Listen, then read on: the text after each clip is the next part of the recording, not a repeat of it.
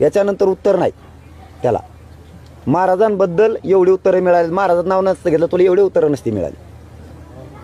हां, कारण मराठ्याच्या नजरेत तुला किंमतच नाही. चलो, धन्यवाद.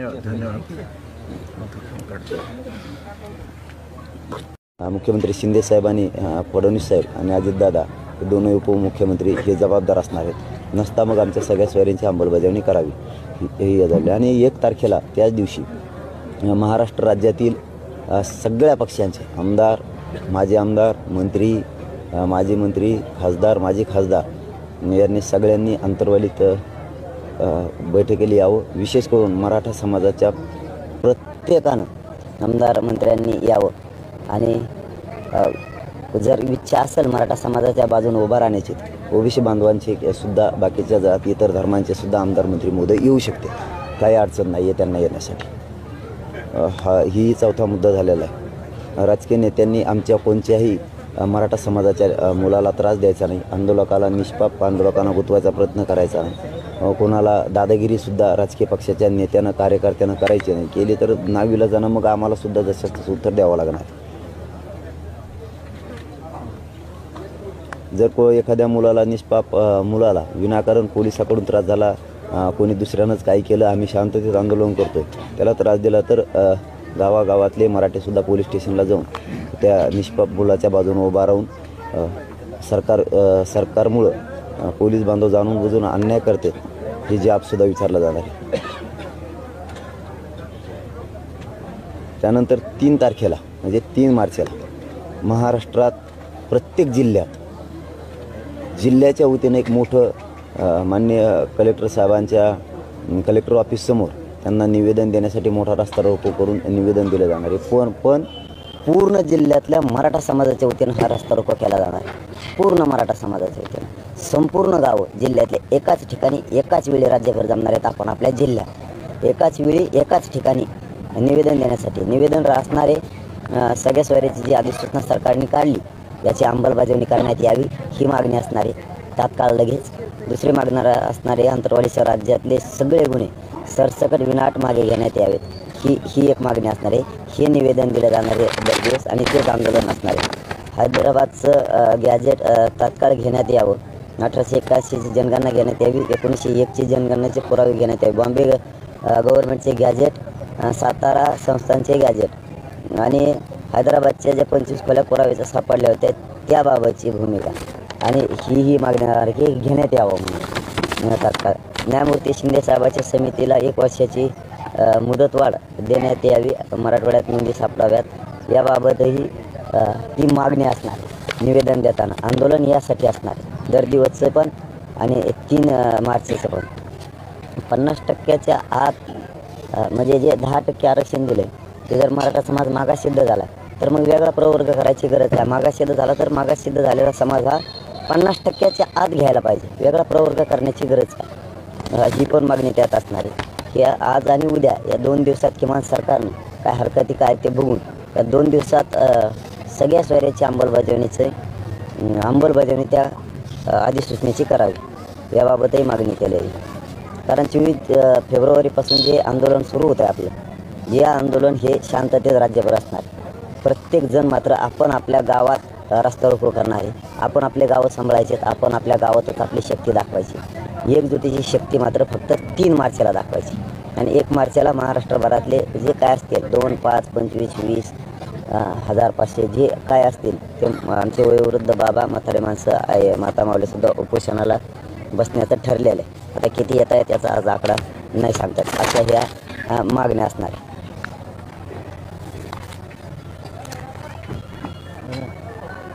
आणि 3 तारखेला जो राज्यभरात जिल्ह्यात मराठा समाज एक शक्ती दाखवणार आहे त्या दिवशी त्याच्या दुसऱ्या दिवशी मुंबईला जर सरकारनं तोपर्यंत नाहीच केलं अंमलबजावणी तर मग मुंबईकडं पुन्हा एकदा प्रचंड शक्तीनं मराठा समाज जाणार यासाठी बैठक होणार आहे. किंवा पुढचं वेगळं आंदोलन दुसऱ्या टप्प्यातलं करायचं आहे का, पहिला टप्पा झाल्याच्या नंतर दुसरा मुंबईकडे टप्पा घ्यायचा आहे ते वेगळं करायचं याबाबत बैठक घेऊन समाजाच्या समक्ष सगळा निर्णय होणार. धन्यवाद. आपल्याला काय विचारायचं आहे? या राज्यव्यापी आंदोलनाची परिणामकारकता अधिक गंभीर असेल, त्याची व्याप्तीसुद्धा मोठी असणार आहे आणि त्यामुळं कायदा सुव्यवस्था असेल किंवा सर्वसामान्य लोकांना त्याचा त्रास होईल किंवा सरकारी यंत्रणेला त्रास होईल हे सगळं डोळ्यासमोर दिसतं आहे. आमच्याकडून त्रास होणार नाही, आमच्याकडून सगळं शांततेत आंदोलन होणार आहे. कारण त्याला वेळ दिलेला आहे.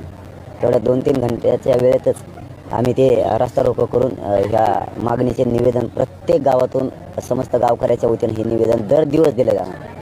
दर दिवस रस्ता रोको करून दर दिवस दिलं जाणार आहे की तुम्ही अंमलबजावणी करा. आता दर दिवस मागणी करणं का चुकीचं आहे का? हे का चुकीचं आहे का? कायदा सुव्यवस्था बिघडायचा प्रश्नच नाही आहे त्याच्यामध्ये.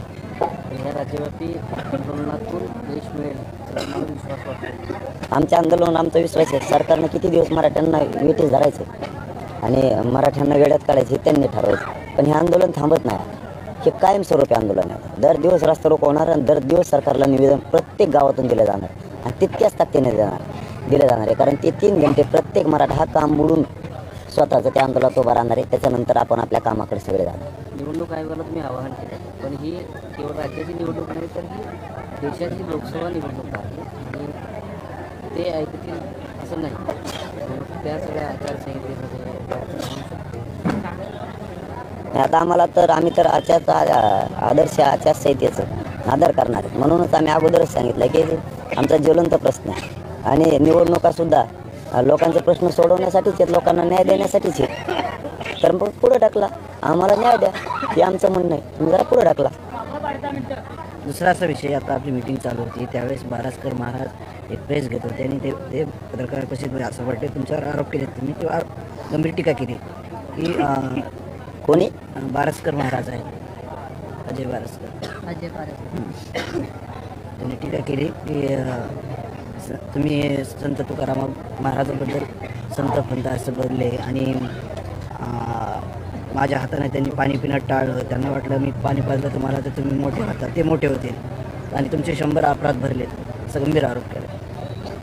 कोणी अजय बारस्कर. त्यांचा असा दावा आहे की ते अरे हा. आंदोलनामध्ये सहभागी होते, आंदोलनामध्ये तुमच्यासोबत सहभागी वगैरे होते असा दावा आहे. हा बच्चे भाऊ संघ येणारे वही घेऊन ये. हा आणि तुकाराम महाराजांच्या बद्दल बोललोय. अपशब्द वापरला. महाराजाबद्दल केला असेल तर त्याच्यापेक्षा काय मोठं आहे. दिलगिरी व्यक्त करून मी त्यांच्या चरणी तर मागे फक्त तुकाराम महाराजांच्या, त्याच्या नाही ते कोणी त्याचे केला असेल. अरे मी तर विद्रोही नाही, मी तर संत महात्म्याला मानणार आहे. उपोषणात झालंही असेल कारण त्यावेळेस थोडंसं चलबिचल होतं 100%. कारण माणसाची चिडचिड असते काय असते. त्यांनी परत एक टीका केली तुमच्यावर की जरांगे हे नाटकी माणूस आहेत. नाही तर बाकीचं तारखेपर्यंत हरकती मागवल्या त्या 10 तारखेला उपोषणाला ते बसायची ट्रॅप आहे, ते ट्रॅप आहे मग पुढचा ट्रॅप. ही ट्रॅप मागच जे रॅलीतच होणार होता. हा त्यामुळे ते सामील नव्हते कारण व्याख्या त्यांनीच दिलेल्या आहेत. आता लक्षात आलं माझ्या. हा बहुतेक मी त्यांना हेही बोललोय की तुम्ही व्यासपेऱ्याच खाली होता तेच ना. हा कारण 15-20 दिवसानं का आला नदी लावलं इकडं आम्हाला व्याख्या दिल्या बच्चे भाऊने त्यांनी आणि कुठं गेले ते चर्चेला तर पाहिजे होते तुम्ही तिथं हे. आणि त्यावेळेस गेलं असेल शक्यतो 100% गेले असेल महाराजांच्या संत तुकाराम जगद्गुरू तुकाराम महाराजांच्याबद्दल. महाराजांच्या चरणी तल्लीन होऊन माफी मागतो. महाराजांचे संत तुकाराम महाराज झालं असेल. मी लय मानतो महाराजांना, देवदेवतांना सुद्धा. ते बाकीचं जाऊ द्या. ते ट्रॅप हे ह्यो याच्यातच होणार होता रॅलीतच. नाही पण पाटील सर त्यांनी त्यांनी असा दावा केलेला आहे की जरांगेच्या प्रत्येक कृतीचा साक्षीदार आहे मी आणि सुरुवातीपासून मी त्या आंदोलनाचा एक भाग राहिलेला आहे. मग आता काय झालं? मग आता काय झालं? तुला काही मिळालं नाही का? तू त्याला काही मिळालं नाही. हा शिवसेनेच्या शिंदे साहेबाचा प्रवक्ता सुद्धा याच्यात ही एक याच्यात हे ट्रॅप लय दिवसाचा कळालेला आहे आम्हाला, आजचा नाही. फक्त आता महाराजांचा शब्द गेला वाटतो तर त्याला पकडून यांनी ते डाव साधायला लागले. कारण यांना 2-4 जणांना काही मिळालंच नाही आंदोलनात. यांना मिळवायचं होतं आणि ते व्यासपीठून खाली जा. हां मी सरळ चूक मान्य केली. बाकीचे प्रश्न त्याचे उत्तरच द्यायचं नाही मला. कारण त्यांना काय मिळवायचं होतं काय होतं हे शिंदे साहेबाच्या प्रवक्त्याकडून कसे आले, हे 2 कशी येत होते, कोणाचा PM म्हणून येत होता हे सगळं माहिती आहे सगळ्याला. आत्ता माझे ते लक्षात आलं. आता कन्हाई हॉटेलला आलेला हे सगळं माहिती आहे आम्हाला. कन्हाई हॉटेलला सगळ्या रेकॉर्डिंग बी आहेत त्याच्या शूटिंग याला. प्रश्न असा आहे की त्यांनी जो दावा केलेला आहे तुमच्या सगळ्या कृतीमध्ये ते सहभागी आहेत, आंदोलनामध्ये सुरुवातीपासून आहेत, ते दादा खरं आहे. दादा आत्तापर्यंत गोड होतो ना. मग मी 6 महिने मी चांगला होतो ना. साधं उदाहरण घ्या बा मराठ्यांनी. हां मी मराठ्याच्या बाजूचा आहे. यांना काय मिळालं नाही, यांना ट्रॅप रचून बदनाम करायचं, समजून घ्या. याच्यात मुख्यमंत्री शिंदे साहेबाचा बी एक प्रवक्ता आहे, याच्यात त्याचाही नेता आहे. त्यांना काय काय मिळवायचं होतं त्यांना मिळालं नसेल. त्याचा शब्द आत्ता सांगितला ना तुम्ही, काहीतरी पाणी माझ्या हाताने पेलं असतं तर मी मोठा झालो असतो. त्यो मग त्याला मोठं व्हायसाठी येतो का माझ्याकडं? तो नेता मोठं करायसाठी येतो का तिकडचं? तू प्रवक्त्याचा ऐकून बोलतो का? मला हे असल्या चिल्लर लोकांवरती यांच्यावर ध्यानात नाही. हे कशाचे महाराज असले? हे बघा, एवढंच विचारलं ना, इतक्या दिवस प्रक्रियेत तुम्ही होता, वेळेवर यायला पाहिजे होतं. तो कुठं गेल ते? तो खाली होय. मराठ्याच्याच बाजूने बोललो ना. मग मराठ्यांचा लॉस करणारा माणूसच मला संघ नको आहे. त्यावेळेस जर महाराजांच्या बद्दल माझ्याकडून शब्द गेलेत तर मी त्यांच्या चरणी, महाराजांच्या जगद्गुरू तुकाराम महाराजांच्या चरणी लीन होऊन सरळ माफी मागतोय. आयुष्यातली पहिली माफी. हो, इतकं मानतोय मी त्यांना. आम्ही प्रसार करतोय त्यांचा. वारकरी संप्रदायाला मानणारा पठ्ठ्या येऊ, विद्रोही नाही, विनाशी नाही. त्यांच्याबद्दल तो विषय माझ्यासाठी महाराजांच्या बद्दलचा मी कानाला हातलून हे सांगितलं ना, त्याबद्दल ते बाकीचे विषय हे चालणार आहेत. त्या महाराजांच्या बद्दल मात्र आपण सपशेल माघार आहे आपल्या शब्दाची, सपशेल. त्यांनी पुन्हा एक आरोप केला आहे की बीड संभाजीनगर रस्त्यावर अरे मग तुम्ही पाहिजे होते ना रे, तुम्ही पाहिजे होते ना. तुम्हाला मिळवायचं आणि त्याच्यातून पुढं सांगून आता नाही का एक शब्द नाही कळाला का? त्याच्या हाताने पाणी पिलं होतं, तो मोठा झाला असताना मला त्याला मोठं होऊन देत नव्हतं, म्हणजे मला त्याला मोठं होऊन देत नव्हतं. आज ते त्या शब्दानं अर्थ करा तुम्ही. त्यांना 2-4 जणांना मोठं व्हायचं असतं, ते असं त्याच्यात अशी शक्यता आहे. तेव्हाच ते आधी येत होते, नंतर कुठं आलेत? नंतर आलेत का नाही? यापासून जुळून दिलं नसेल ना मी काहीतरी. ते एकदम सोपं आहे. याच्यात शिंदे साहेबाचा बी एक प्रवक्ता आहे नसता, ज्याला साधे मोबाईलचं फेसबुक बी विचारित नाही, त्याला लाईव्ह मीडियाचे हेड ऑफिस कसं काय विचारायला लागले? समजून घ्या ना थोडं. ज्याला फेसबुक लाईव्हचे लोक विचारत नाहीत त्याला ते काय समजायला लागले? त्यामुळे त्याला काय आरोप करायचं करू द्या, कारण तो ट्रॅप आहे. तो मला बदनाम करण्याचा सरकारकडून रचलेला ट्रॅप आहे त्याच्या माध्यमातून. त्यामुळं बाकीच्याला मी काहीच नाही. फक्त तेवढ्या शब्दाला माझी सपशेल माघार. जगद्गुरू तुकाराम महाराजांच्या बद्दल माझ्या तोंडातून शब्द गेले असतील, पण ते का गेले असतील? तू मला शिकू नको संत, हे तू मला शिकू नको, हे असे वाक्य गेले असतील त्याच्या नाराजीपोटी. आणि माझी चिडचिड असतीच त्यावेळेस, कारण उपोषण करताय करून बघा म्हणा, मग कळण तुम्हाला. 7-8-9 दिवस उपाशी राहिलो काय होते. त्याच्यातून गेले असते तर आपली सपशेल माघार आहे. जगद्गुरू तुकाराम महाराजांच्या चरणी लीन होऊन आपण सरळ तुकाराम महाराजांची माफी मागतोय, कारण आपण त्यांची बघताय. वारकरी संप्रदायाला मानणारे याच्या पुढचे आरोप हे ट्रॅप मराठा समाजाला मिळू नये. त्यांना वाटत होतं ह्या प्रक्रियेत जर आपण राहिलो तर याचं क्रेडिट मराठ्यांना मिळण्याऐवजी याला मिळेल. मी एकदा सांगा मला क्रेडिट घेतलेलं, मी सांगितलेलं जनतेला क्रेडिट मिळालं पाहिजे. त्यांना 2-4 जणांना मिळवत असं म्हणून ते मध्ये आले नाही. व्याख्या त्यांनीच दिलेली, मग ते व्याख्याची अंमलबजावणी करायला कोण येणार रे? त्याचा मराठा समाजावर काही परिणाम होईल असं तुम्हाला वाटतं? समाजाने ठरवायचं. मी नाही. समाज जर मला उद्या बाजू सरक म्हणला, एका मिनिटात बाजूला येतो. मला मोहच नाही कसलाच. परंतु एकच गोष्ट लक्षात ठेवा, तुम्ही जगद्गुरू तुकाराम महाराजाच्या आड दडून मराठ्यांचा वाटोळा करायच्या नादात पडू नका. जगद्गुरू तुकाराम महाराजांच्या आड लपून तुम्ही आंदोलन संपवायचा प्रयत्न करू नका. तुम्हाला जे जे सरकारकडून मिळवायचं होतं ते मी मिळवून दिलं नाही, म्हणून तुकाराम महाराजांच्या आड दडू नका आणि आड दडून माझ्यावर आरोप करू नका. हे लक्षात ठेवा. हो, हे पाप तुम्हाला लय भयंकर फेडायला लागणार. त्याच्यामुळं त्या भानगडीत ह्या ट्रॅपच्या नादात सरकारला वाचण्यात जगद्गुरू तुकाराम महाराजांच्या बद्दलचे माझे विनाकारण तिसरे शब्द लावून महाराजांची हे बदनामी होईल, समाजाची बदनामी होईल असं करू नका. कारण त्यांना खुश करण्यासाठी आम्हाला माहिती आहे सरकारचा ट्रॅप आहे. असे 10-15 जण आहेत. मी त्याच वेळेस सांगितलं त्यातला पहिला बाहेर निघा. त्यांनी काही नावं घेतले तर वामन वाडेकर. संधी नव्हती. त्याला पाणी पाजायचं होतं वाटतं त्याच्या हाताने. मला त्याला मोठं व्हायचं होतं आणि मोठं होऊन मग त्यांना त्यातून आम्ही हे केलं, आम्ही मिळविलं, आम्ही बरोबर मॅनेज करतो. मग आता आम्हाला काय असे हात पसरायचे असते मराठ्यात जीवावर. त्यांना 2-3 जण आहेत त्याच्या संघ, 2-3 जण आहेत त्याच्यात. कारण ते बच्चू भाऊ संघ यायचा. मग त्यांना काहीच मिळालं नसेल याच्यात. कुठं त्यांची माफी मागितली होती फोनवर, म्हणून ते त्या दिवशी आले होते असं म्हणणं आहे. नाही काय मग कोणाची माफी मागितली मी? त्यांचीच. त्याची. त्याला बोलत सुद्धा नाही मी. तू केवढ्या कवडीची किमतीच आहे ती. बोलत सुद्धा नाही. तो काय महाराज आहे? असला महाराज असतो काय? मग ज्याच्या पुढं नाव आहे त्या महाराजाची वाक्य रचना बघ. तू काय याचा महाराज आहे? बांधावून उठला आणि महाराज झाला. हाकता तो काय याचा महाराज आहे. त्यांनी काही नावं घेतली तर वामन वाळेकर, परशुराम खुने, रवी पाटील आणि आणखी 4 जणांची अशी तुम्ही घरं बरबाद केली. ट्रॅप कशाला म्हणते तो दादा? असं काय करता? मी तुम्हाला खवळ्याला शोधून काढणार, तुम्हाला खवळ्याला शोधून काढणार, असं काय करता? ट्रॅप कशाला म्हणतात? मग मी कसा बदनाम होईल? मग मी मराठ्यांपासून कसा तुटून? आणि त्यांना त्यांच्या हाताने द्यायचंय, त्यांना मराठ्यांचा काय व्हायचं असं, त्यांना मराठ्यांचं काहीतरी व्हायचंय. आता मराठी यांना हागून चिरीत नाहीत, कारण यांच्या नियती ह्या असल्या उघड्या पड्या. मा हाताने पाणी पाजत होतं त्याला, मग मी मोठा झालो असतो ते असा. आणि मग तो मोठा झाला म्हणजे तो जे नेत्या संगीत होता तो नेता मोठा झाला असता. आणि त्याचा शिंदे साहेबाचा एक प्रवक्ता आहे. हे ट्रॅप होता प्रत्येकाच्या मागं. आणि यांना विचारा ना कोण कोणाचं वाटलं करताय.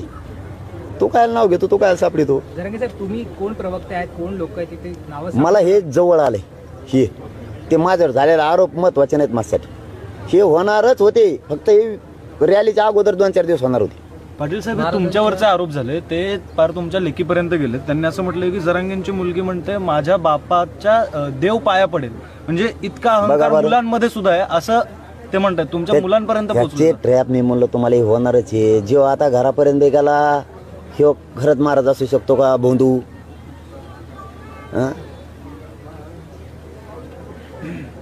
लोकांची खाजून खाणारे लोक, ही काय आता बाबा? मग महाराजांच्या नावाखाली राजकारण करणार असं वाटतं का तुम्हाला? खाजून खाणारा लोक त्यांचं महाराज नाही असला. मग आपण कसं 1 मिनिटात शब्द काढला, तुम्ही किती लगेच कानं धरले जगद्गुरूंच्या बद्दल. हा, प्रायचित सुद्धा करीन तुकाराम महाराजांसाठी.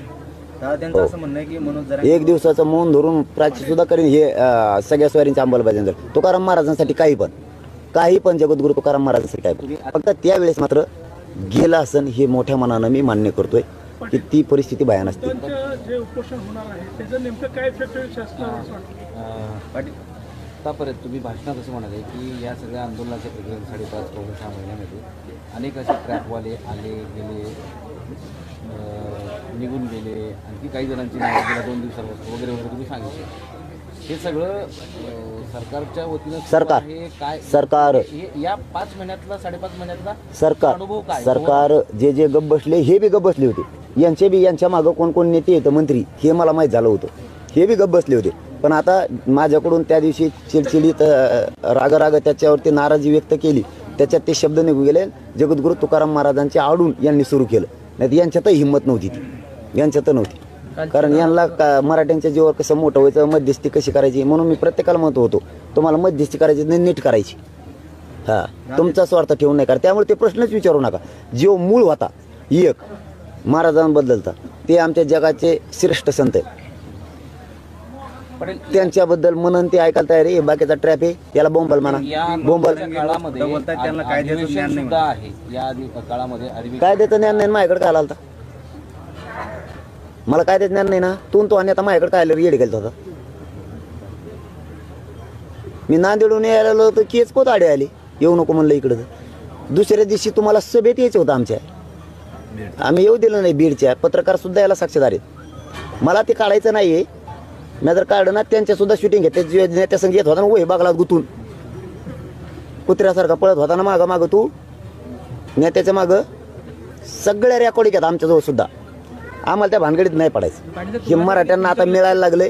ते विषयच आता काढू नका. फक्त तुकाराम महाराजांच्या बद्दलचा मला अत्यंत वाईट वाटतंय. त्याबद्दल अत्यंत मी तोंडात सुद्धा मारून घेतो महाराजांबद्दल. कारण ती त्या चिडचिडीत गेली असं. त्यामुळे त्याचे प्रश्न आता विचारू नका. तो करणारच, कारण त्याला दिलेलं आहे.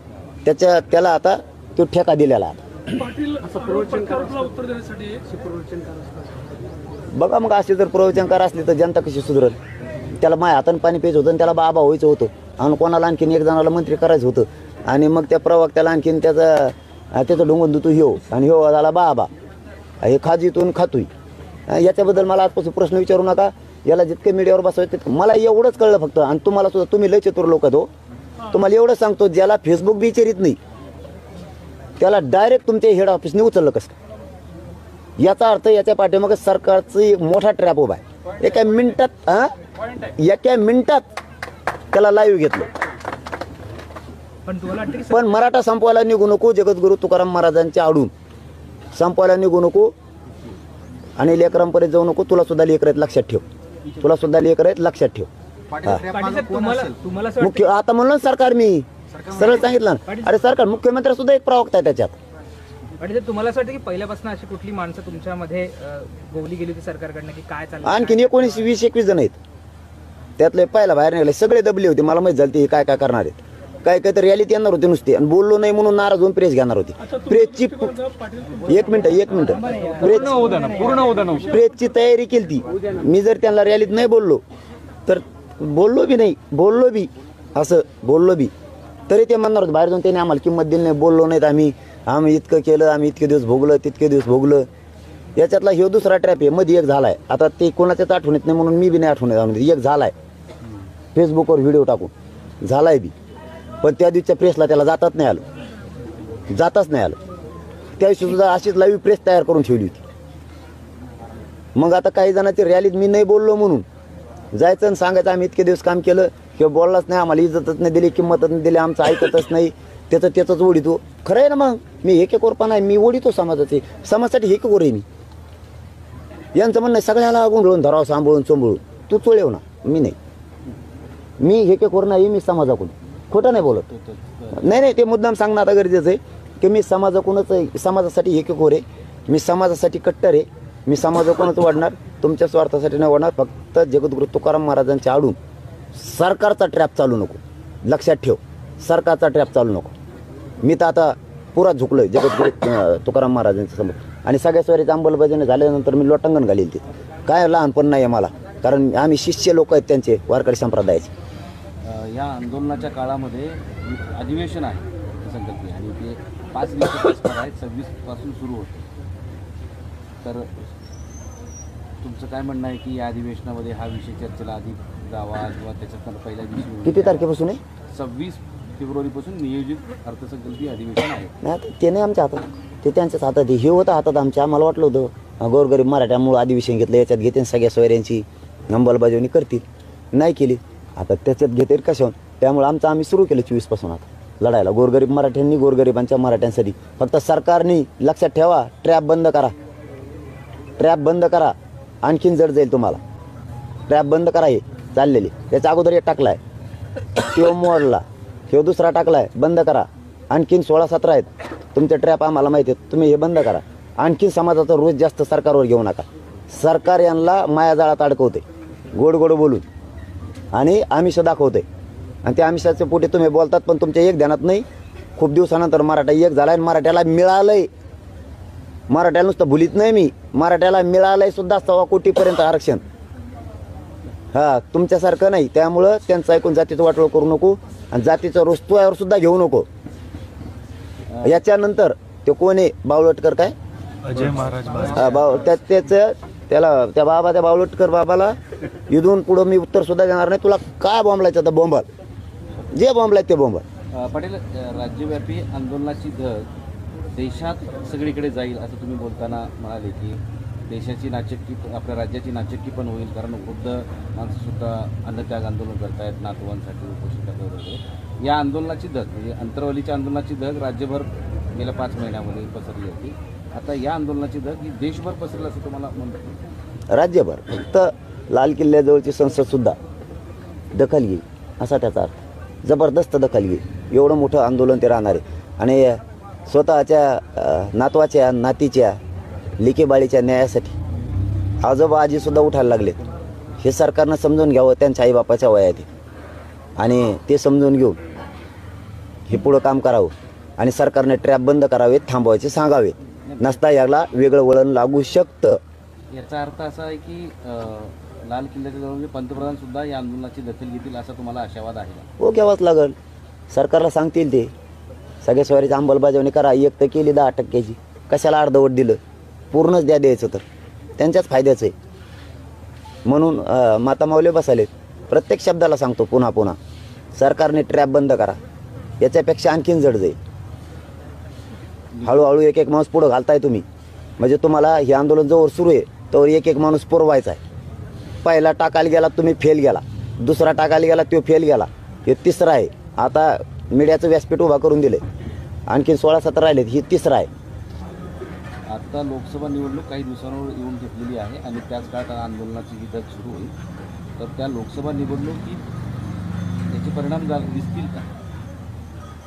नाही, निवडणुकीच्या बद्दल नाही बोलत आम्ही आज सगळ्या सोयऱ्याच्या अंमलबजावणीच्या बद्दल. आणि ती अंमलबजावणी घेतल्याशिवाय थांबत नाही. पुन्हा प्रत्येक प्रश्नाच्या उत्तराला आजचे दिवस सरकारने ट्रॅप बंद करायचा, ते थांबवायचे. आणि त्याच्या मागे जे सरकारचे लोक उभं राहिलेत, प्रवक्ते माजी मंत्री, यांनी थांबवा. तुमचं नाव घेऊ शकतो मग मी याच्यात. जितके दिवस सहन होईल तितके दिवस घेईल. हे ज्याच्या मागं बगलात गुतून पळत होता त्यांचं सुद्धा नाव घेईल. मग असं पळायचं. म्हणजे याचा अर्थ असं महाराष्ट्रातील मराठ्यांनी घ्यायचा का की असा जर रॅप मराठ्यांना सरळ सांगतो, यांनी प्रश्न विचारला म्हणून मला या आंदोलनातून बाजूला काढायचं आहे, मराठ्यांना मिळून द्यायचं नाही, मराठ्यांचं वाटलं 10%वरच करायचं यांना, म्हणून हे ट्रॅप काढलेत. सगळीकून सगळे भिडणार आहेत आता मला बाजूला काढायसाठी. बघा, मराठ्यांना सांगतो, चॅनलच्या माध्यमात सांगतो, मला बाजूला काढायसाठी. कारण यांना इमानदार आंदोलक नको आहे, पैसे फिशे पद घेऊन फुटणारा पाहिजे. मला यांना असा आरोप करून बाजूला सरकवायचे, असे हे सगळीकून सगळे भिडविणार आहेत ते. आणि मला बदनाम करून बाजूला काढलं की यांना 10%वरच मराठ्याला गुंतवायचं आहे. एकदा निवडणूक झाली की ते बी खड्ड्यात जाईन आरक्षण, मराठ्यांचं पुन्हा वाटलं. आणि ह्यो विषय आता तर कायमचा संपवायला लागलो मी सगळ्या सोयऱ्याच्या माध्यमातून. आणि ह्यो संपू द्यायचा नाही. आणि संपू द्यायचा असला तर आमचं ऐक, असं म्हणणं आहे त्यांचं. आमचं ऐक, आम्हाला घेऊन चल. आम्ही म्हणतो त्या संघ बैठक कर, आम्ही म्हणतो मुख्यमंत्र्यांचं ऐक किंवा सरकारचं ऐक, असा ट्रॅप येऊ. आणि मग मी ते म्हणते तसं नाही ऐकत. मला व्याख्या पाहिजे सगळ्या सोयऱ्यांची. या परिस्थितीत त्यांना यात यश मिळेल का ते मराठी ठरविणार. आणि मी जर खोटे जगद्गुरू तुकाराम महाराजांची माफी मागत असले तर ते मी भोगीत नसतं, ते भोगीत. फक्त त्यांच्या आडून चाळे नाही करायचे, मराठ्यांना बरबाद करायचे, सरकारचं ऐकून चाळे नाही करायचे. कोणाच्या मागं कोण आहे सगळ्याला माहिती. तुझ्याबद्दलचं इथून पुढे एकही उत्तर देणार नाही. तुला ज्या शब्दात बोलायचं त्या शब्दात बोल. आणि ते काय बोलला आता मी काय ऐकलं नाही, पण आता पुरं ऐकतो. याच्यानंतर उत्तर नाही त्याला. महाराजांबद्दल एवढी उत्तरं मिळाली, महाराजांचं नाव नसतं घेतलं तुला एवढी उत्तरं नसती मिळाली. कारण मराठ्याच्या नजरेत तुला किंमतच नाही. चलो, धन्यवाद. मुख्यमंत्री शिंदे साहेबांनी फडणवीस साहेब आणि अजितदादा दोन्ही उपमुख्यमंत्री हे जबाबदार असणार आहेत. नसता मग आमच्या सगळ्या सोयऱ्यांची अंमलबजावणी करावी हे झाले. आणि 1 तारखेला त्याच दिवशी महाराष्ट्र राज्यातील सगळ्या पक्षांचे आमदार, माजी आमदार, मंत्री, माजी मंत्री, खासदार, माजी खासदार यांनी सगळ्यांनी अंतर्वालीत बैठकीला यावं. विशेष करून मराठा समाजाच्या प्रत्येकानं आमदार मंत्र्यांनी यावं. आणि जर इच्छा असेल मराठा समाजाच्या बाजूने उभा राहण्याची, ओबीसी बांधवांचे सुद्धा, बाकीच्या जाती इतर धर्मांचे सुद्धा आमदार मंत्री महोदय येऊ शकते. काही अडचण नाही आहे त्यांना येण्यासाठी. ही 4था मुद्दा झालेला आहे. राजकीय नेत्यांनी आमच्या कोणत्याही मराठा समाजाच्या मुलाला त्रास द्यायचा नाही, आंदोलकाला निष्पाप आंदोलकांना गुंतवायचा प्रयत्न करायचा नाही, कोणाला दादागिरीसुद्धा राजकीय पक्षाच्या नेत्यानं कार्यकर्त्यानं करायची नाही. केली तर नाविलाजानं मग आम्हाला सुद्धा जसं तसं उत्तर द्यावं लागणार. जर एखाद्या मुलाला निष्पाप मुलाला विनाकारण पोलिसाकडून त्रास झाला, कोणी दुसऱ्यानंच काही केलं, आम्ही शांततेत आंदोलन करतोय, त्याला त्रास दिला तर गावागावातले मराठीसुद्धा पोलीस स्टेशनला जाऊन त्या निष्पाप मुलाच्या बाजूने उभा राहून सरकारमुळं पोलीस बांधव जाणून बुजून अन्याय करते हे जाबसुद्धा विचारला जाणार आहे. त्यानंतर 3 तारखेला म्हणजे 3 मार्चला महाराष्ट्रात प्रत्येक जिल्ह्याच्या वतीनं एक मोठं माननीय कलेक्टर साहेबांच्या कलेक्टर ऑफिससमोर त्यांना निवेदन देण्यासाठी मोठा रस्ता रोको करून निवेदन दिलं जाणार आहे. पण पूर्ण जिल्ह्यातल्या मराठा समाजाच्या वतीनं हा रस्ता रोको केला जाणार आहे. पूर्ण मराठा समाजाच्या वतीनं संपूर्ण गावं जिल्ह्यातले एकाच ठिकाणी एकाच वेळी राज्यभर जमणार आहेत. आपण आपल्या जिल्ह्यात एकाच वेळी एकाच ठिकाणी निवेदन देण्यासाठी निवेदन असणारे सगळ्या सोयऱ्याची जी अधिसूचना सरकारने काढली याची अंमलबजावणी करण्यात यावी ही मागणी असणारे तात्काळ लगेच. दुसरी मागणार असणारे अंतर्वालीसह राज्यातले सगळे गुन्हे सरसकट विनाट मागे घेण्यात यावेत ही एक मागणी असणार आहे. हे निवेदन दिलं जाणारे दर दिवस आणि तेच आंदोलन असणार आहे. हैदराबादचं गॅजेट तात्काळ घेण्यात यावं. 1881ची जनगणना घेण्यात यावी. 1901ची जनगणनेचे पुरावे घेण्यात यावे. बॉम्बे गव्हर्नमेंटचे गॅजेट, सातारा संस्थांचे गॅजेट आणि हैदराबादच्या ज्या 25 खोल्या पुराव्याच्या सापडल्या होत्या त्याबाबतची भूमिका आणि ही मागणी आहे की घेण्यात यावं म्हणून तात्काळ. न्यायमूर्ती शिंदे साहेबाच्या समितीला 1 वर्षाची मुदतवाढ देण्यात यावी. मराठवाड्यात नोंदी सापडाव्यात याबाबतही ती मागणी असणार. निवेदन देताना आंदोलन यासाठी असणार दर दिवसचं पण आणि 3 मार्चचं पण. 50% आत म्हणजे जे 10% आरक्षण दिलं ते जर मराठा समाज मागास सिद्ध झाला तर मग वेगळा प्रवर्ग करायची गरज आहे. मागास सिद्ध झाला तर मागास सिद्ध झालेला समाज हा 50% आत घ्यायला पाहिजे. वेगळा प्रवर्ग करण्याची गरज का, ही पण मागणी त्यात असणार आहे की आज आणि उद्या या 2 दिवसात किमान सरकारने काय हरकती काय ते बघून या 2 दिवसात सगळ्या सोयऱ्याची अंमलबजावणी त्या अधिसूचनेची करावी याबाबतही मागणी केली आहे. कारण 24 फेब्रुवारीपासून जे आंदोलन सुरू होतं आहे आपलं, हे आंदोलन हे शांततेत राज्यभर असणार. प्रत्येक जण मात्र आपण आपल्या गावात रस्ता रोको करणार आहे. आपण आपले गावं सांभाळायचे, आपण आपल्या गावातच आपली शक्ती दाखवायची. एकजुटीची शक्ती मात्र फक्त 3 मार्चला दाखवायची आणि 1 मार्चला महाराष्ट्रभरातले जे काय असतील 2, 5, 25, 20, 1000, 500 जे काय असतील ते आमचे वयोवृद्ध बाबा, म्हातारे माणसं, माता मावलेसुद्धा उपोषणाला बसण्याचं ठरलेलं आहे. आता किती येत आहे त्याचा आज आकडा नाही सांगता येत. अशा ह्या मागण्या असणार आहे.